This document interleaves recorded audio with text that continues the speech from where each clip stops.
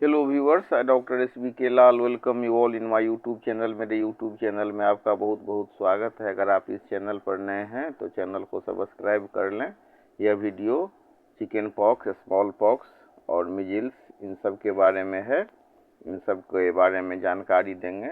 साथ ही जो इसके लिए होम्योपैथी में कौन सी दवाइयाँ दी जाती हैं उसकी भी चर्चा करेंगे। और अंतिम में हम एक खास दवाई बताएंगे जिसमें जो तीनों में ही प्रभावी है, लेकिन मतलब स्मॉल पॉक्स की बात करेंगे तो स्मॉल पॉक्स में रामबाण जैसा 1 से 2 दिन में आपको काफ़ी अच्छा रिजल्ट आएगा और दवा लेते ही आराम हो, ऐसी दवा वीडियो के लास्ट में बताएंगे। अब तो स्मॉल पॉक्स का उन्मूलन हो चुका है, लेकिन चिकन पॉक्स अभी भी होता है और ये बहुत ही तेज़ी से फैलने वाला संक्रामक डिजीज है, कॉन्टेंजेनियस डिजीज है।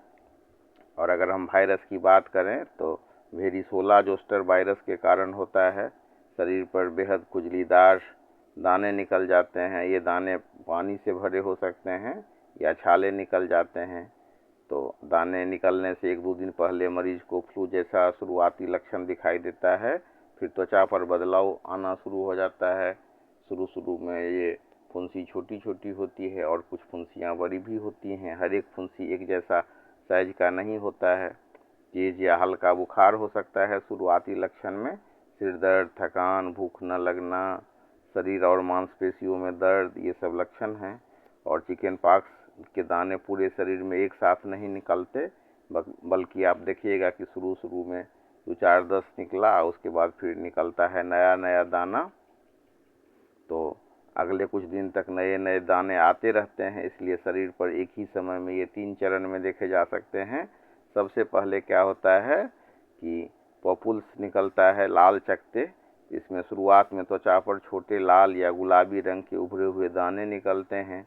ये दाने धीरे धीरे पानी से भरे छोटी थैलियों या छाले का रूप धारण कर लेते हैं। इसमें बहुत खुजली होती है। फिर पपड़ी भी जम जाता है। कुछ दिन के बाद ये छाले फूट जाते हैं, सूखने लगते हैं और इन पर सूखी पपड़ी जम जाती है।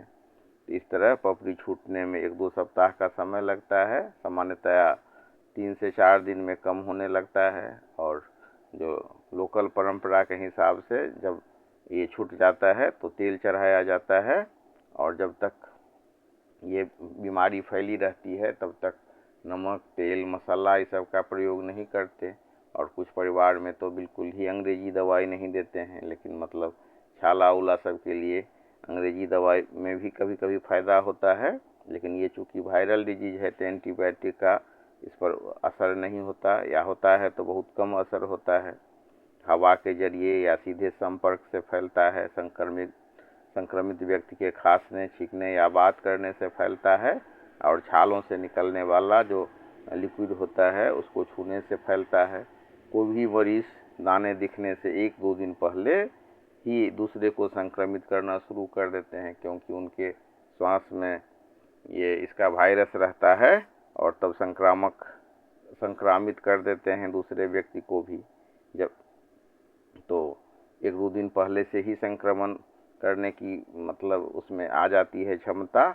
और तब तक ये संक्रामक रहता है जब तक कि छाले पूरी तरह से सूख करके पपड़ी में न बदल जाए। तो कहने का मतलब हो गया, जब कोई व्यक्ति इन्फेक्टेड होता है और उसके दाने उभर करके दाने या छाला निकल गया है पीठ पर, तो छाला सूख नहीं जाता है, तब तक उसमें संक्रमण करने का गुण रहता है या संक्रमण करने की क्षमता रहती है। तो इसलिए इसमें ध्यान देना ज़रूरी है।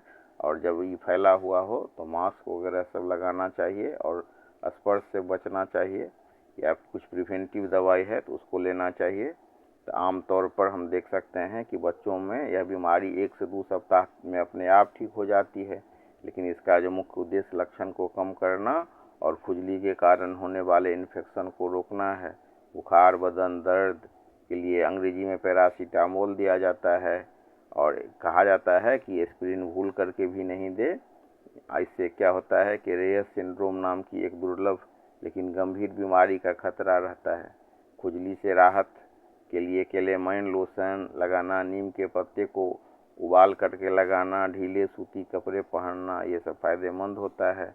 नाखून छोटा रखना और एंटीवायरल दवाइयाँ देना। लेकिन वयस्क, गर्भवती महिला और नवजात शिशु या कमज़ोर इम्यूनिटी वालों को ये बड़ा ध्यान से इलाज करने की आवश्यकता होती है। वायरल दवाई की बात करें तो एसिक्लोविर जैसी दवाइयाँ दी जाती हैं। दाना दिखने के शुरुआती 24 घंटों के भीतर शुरू करना बहुत असरदार होता है। और वैक्सीनेशन प्रोग्राम भी होता है, वेरिसेला वैक्सीन दी जाती है और इस बीमारी के खिलाफ लगभग 90% से अधिक सुरक्षा ये प्रदान करती है। अब हम चर्चा करते हैं हेम्योपैथी दवाई का। तो हेम्योपैथी में जीनस एपिडेमिकस का सिद्धांत अपनाया जाता है और एक दवाई है मेलेंड्रिनम।